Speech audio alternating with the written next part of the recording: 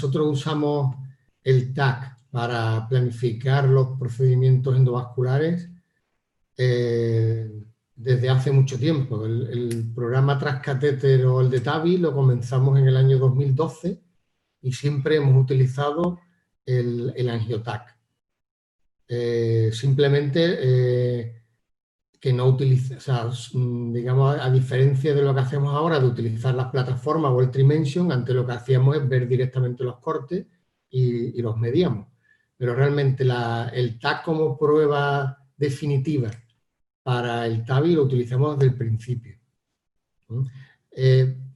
La gran diferencia, digamos, respecto a los años posteriores, que inicialmente lo utilizábamos básicamente para valorar las vías de acceso y en menor medida para el cálculo del número de prótesis que íbamos a colocar, ¿vale? Conforme fueron pasando los años nos fuimos dando cuenta que habían ocurrido muchos errores en el implante al habernos fiado, como era propio de aquellos años iniciales, más de la ecotransesofágica que del TAC, ¿de acuerdo? Pero el TAC, digamos, siempre ha sido nuestra prueba básica para planificar el procedimiento.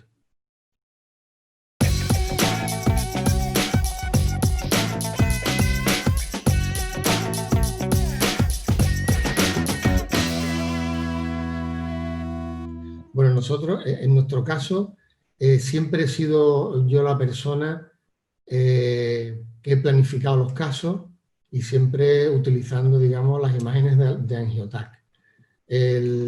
Inicialmente, al no poseer este tipo de plataforma, utilizábamos el Osiris, el programa que era el Oro, que era gratuito, y nos llevaba muchísimo tiempo hacerlo. En la actualidad, con la nueva plataforma, con el Trimension, las cosas se facilitan mucho.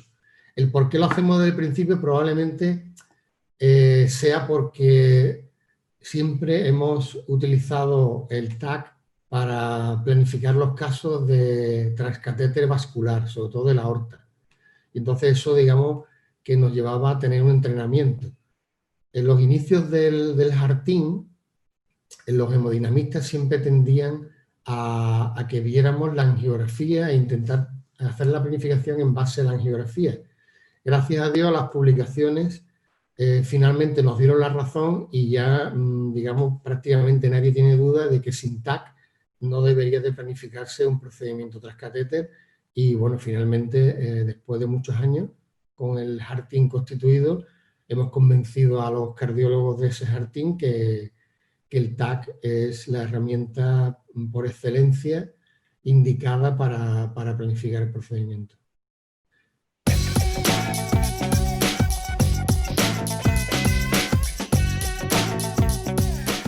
Bueno, nos animó a adquirir una plataforma, sobre todo después de conocer. Inicialmente, ya sabéis que cuando se empieza el procedimiento TAVI, casi todas las casas comerciales te aportaban su report y casi todas coincidían en que la plataforma Trimension era, digamos, la más utilizada. Comenzamos a ver diferentes plataformas y efectivamente la plataforma Trimension lo bueno que tiene es la certeza y sobre todo la simplicidad y rapidez en el estudio de procedimiento. Si antes en las sesiones de Harting se presentaban 1 o 2 casos para valorar TAVI, ahora lo normal es que todas las semanas se presenten entre 5 y 6 casos, con lo cual prácticamente se ha convertido en una rutina hacer estos estudios y con entrenamiento, pues prácticamente en media hora puedes hacer aceptablemente y con una certeza importante el estudio de 5 casos. Al final el tiempo es importante y la manejabilidad del programa también.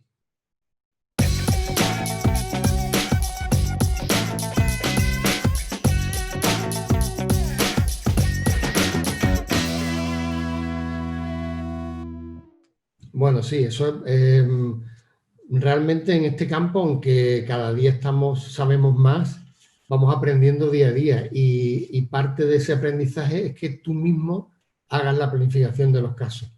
Con esto lo que aprendes, es que hay mucho todavía por aprender y mucho por planificar.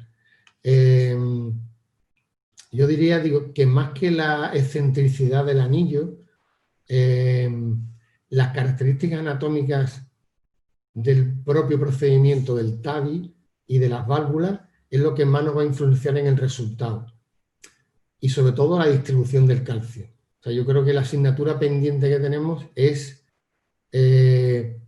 generar software que nos creen una especie de simulación de qué va a ocurrir cuando implantamos una TAVI con el movimiento de ese velo.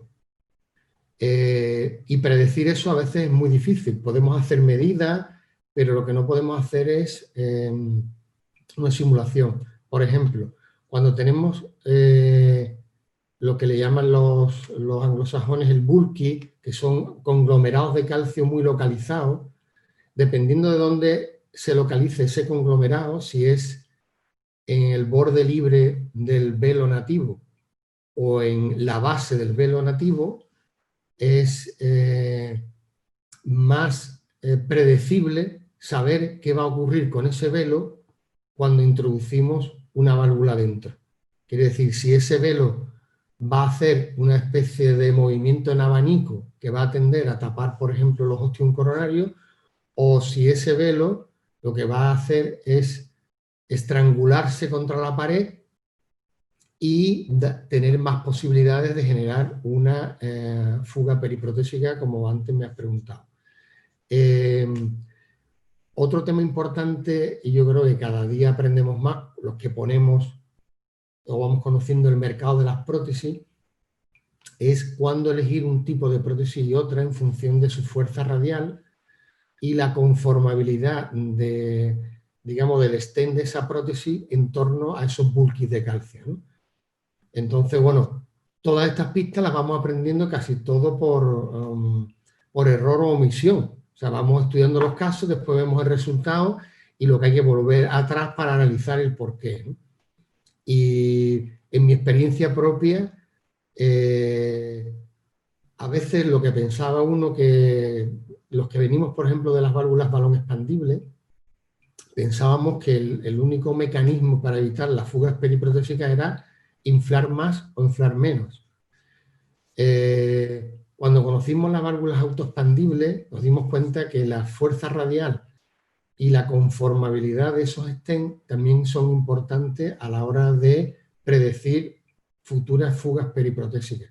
Por ejemplo, las prótesis con menos fuerza radial también me da la sensación de que tienen menor riesgo a provocar no solo bloqueos postoperatorios, sino también incluso fugas periprotésicas, porque se adaptan un poco mejor a los recovecos que pueden, o a las irregularidades que pueden dejar el calcio.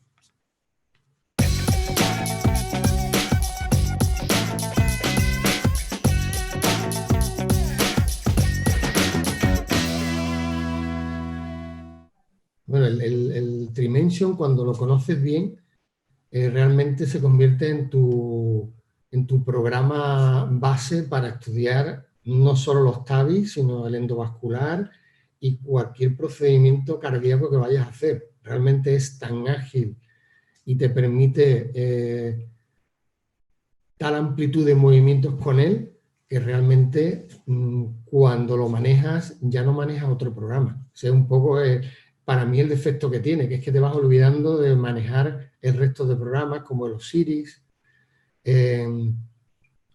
las estructuras adyacentes, por supuesto. Nosotros, sobre todo, nosotros que estudiamos todas las posibles vías de acceso e intentamos elegir la óptima para el paciente, siempre analizamos todas las vías alternativas. Y a veces hay que utilizar, digamos, diferentes visiones a las que la mayoría de la gente utiliza, que se quedan con la vía transfemoral únicamente.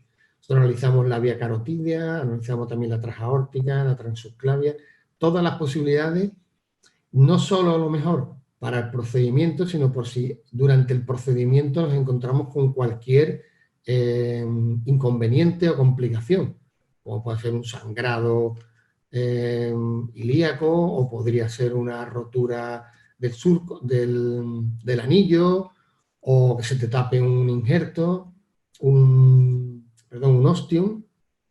Todo esto te da las pistas de, o si tienes, por ejemplo, una disección en una subclavia y tienes que tener las posibles alternativas. Si no tienes estudiado todos los accesos, digamos, no sabes qué hacer, ¿no?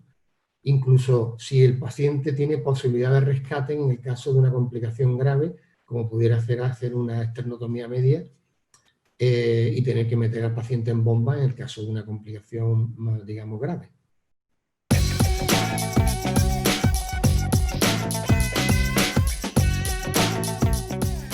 Además de los pacientes que van para TAVI y transaórtico, yo creo que es fundamental para cualquier procedimiento vascular.